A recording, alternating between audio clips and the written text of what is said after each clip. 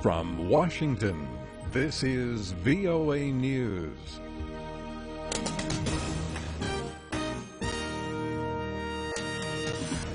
I'm David DeForest reporting the United Nations Security Council has recognized new Gambian leader Adama Barrow as the country's president, despite longtime leader Yahya Jammeh's refusal to give up power.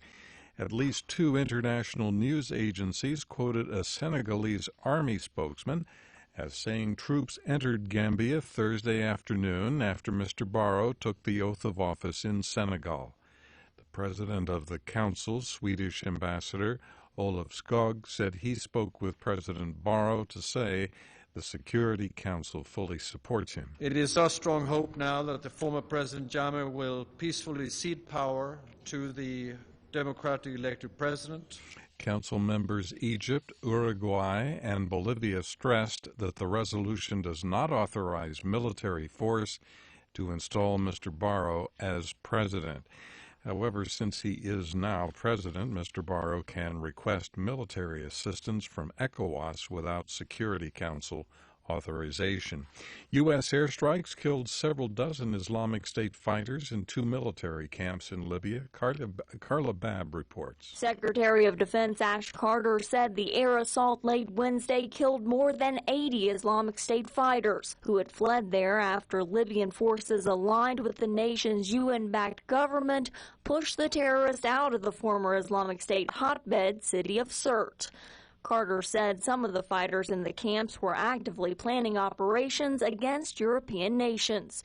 The strikes came mere hours before President Barack Obama leaves office. While the world doesn't rest from the transition here in Washington, neither does the Department of Defense. Defense officials said the two Islamic State camps were in a very rural area and that no women or children were present. Carla Babb, The Pentagon. For more on that and other news stories, take a look at our website. It's voanews.com. This is VOA News. Pre-inaugural festivities are underway on the National Mall in Washington, D.C. On Friday, Donald Trump will be inaugurated, the 45th president of the U.S. Jim Malone takes a look. Washington is a city in transition as the Barack Obama era draws to a close and the Donald Trump era is set to begin. Though the divisive presidential campaign is history, Trump's low approval ratings suggest there's much work to be done in uniting the country behind his agenda.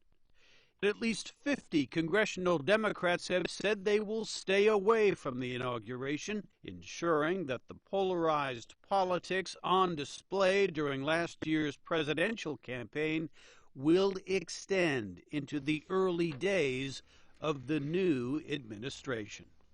Jim Malone, Washington. Even as officials prepared for the inauguration, two of Trump's cabinet selections faced confirmation hearings Thursday before Senate panels. They are Energy Secretary-designate Rick Perry, a former Texas governor, and Steve Mnuchin, who is in line to become Treasury Secretary. With less than one full day left in his term, President Barack Obama made a final call to a foreign leader. Mr. Obama spoke by phone to German Chancellor Angela Merkel, whom he described as his steadiest, most reliable international partner. The White House says the president thanked Ms. Merkel for her friendship and leadership. In his last major act as president, Mr. Obama is cutting short the sentences of 330 federal drug convicts. That brings to 1,715 the number of prisoners to get their sentences commuted by the president. Meanwhile, the Pentagon says 4 detainees from the Guantanamo military prison in Cuba have been sent to other countries. President Obama's final prison transfer. He is expressing displeasure at congressional actions that have kept him from closing the facility altogether. The United Nations has been invited to attend Syrian peace talks scheduled to begin Monday in Kazakhstan.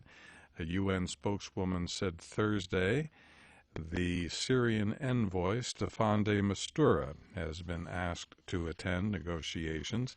Syrian President Bashar al-Assad has said the talks will focus on enforcing the ceasefire and allowing the distribution of humanitarian aid across the country.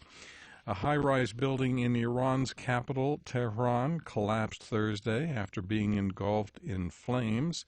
Dozens of people were killed or injured.